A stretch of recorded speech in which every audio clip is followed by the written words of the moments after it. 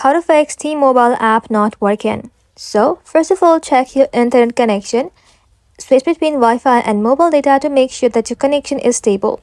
Now next, check the T-Mobile application if it has any update available. You can simply open up your app store and then in the search bar search for T-Mobile. And if you find any update button, you can simply tap on update and let your application update to its latest version. Now, if the app is still not working, you can restart your phone. A simple restart can fix temporary bugs. Now, you can even clear the app cache on Android or reinstall the app on iPhone to refresh the app files.